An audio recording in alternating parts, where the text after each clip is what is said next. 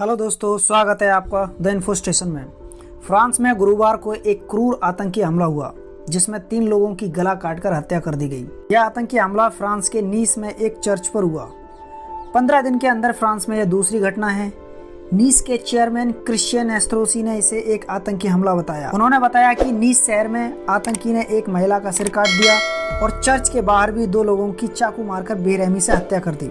एस्ट्रोसी ने बताया कि जिसने भी आतंकी हमला किया था वो अभी पुलिस की हिरासत में है। दरअसल वह आतंकी अभी हॉस्पिटल में भर्ती है क्योंकि जब पुलिस ने उसको गिरफ्तार किया था तो वो उस दौरान बहुत ज्यादा बुरी तरह से घायल हो गया था। वहीं फ्रांस की एंटी टेररिज्म एजेंसी ने बताया कि आतंकी ने अकेले ही हमले को अंजाम दिया, इसलिए एजेंसी किसी और की तलाश नहीं कर रही। दरअसल ज्यादातर आतंकी हमले वेल प्लान्ड होते हैं जिसमें कई संस्थाएं और लोग शामिल होते हैं, और जब जांच एजेंसी इन्वेस्टिगेट करती हैं तो कई लोगों के नाम इस खुलासे में होते हैं, कई लोगों के नाम आते हैं, कई संस्थाओं के नाम आते हैं। इसीलिए एजेंसी ने कहा कि वह किसी और की तलाश नहीं कर रही है, वह अकेला ही था इस हमले में अंजाम देने के लिए, क्योंकि ज्यादातर आतंकी हमलों में पूरी की पूरी चैन होती है।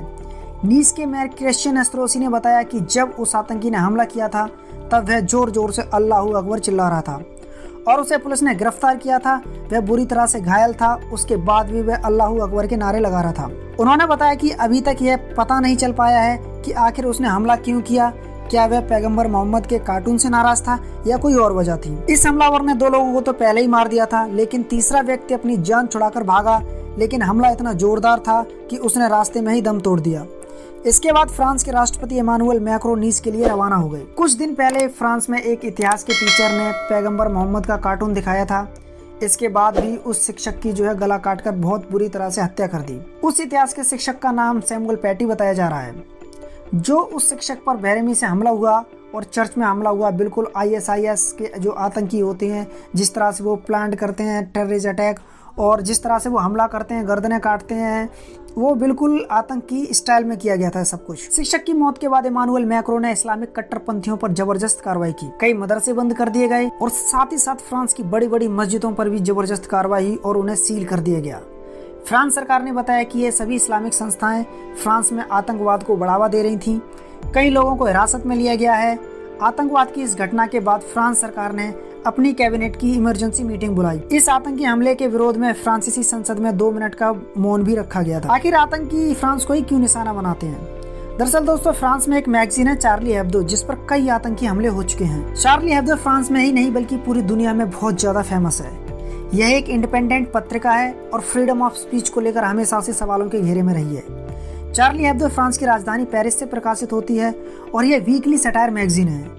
ये सप्ताह में एक बार रिलीज होती है। इस पत्रिका का प्रकाशन 1970 में शुरू हुआ था, तब इसका नाम हाराकीरी एब्दो था।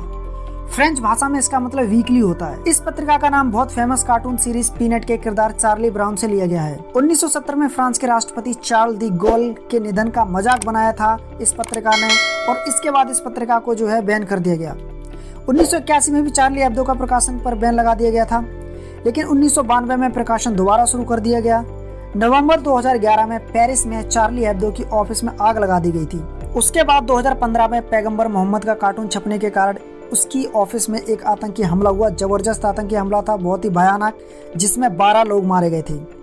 सितंबर 2020 में भी पुराने ऑफिस में चार्ली हेब्दो की हमला हुआ, जिसमें 7 लोग गिरफ्तार हुए। तो दोस्तों, जिस हिसाब से फ्रांस और फ्रांस के राष्ट्रपति इमानुएल मैक्रों कट्टरता के प्रति एक्शन ले रहे हैं, जबरदस्त कार्रवाइयां कर रहे हैं, जो आतंकवाद का समर्थन कर रहे हैं उन पर भी कार्रवाई कर रहे हैं, और तो आपके इस एक्शन पर क्या ख्याल है, प्लीज हमें कमेंट में जरूर बताइए।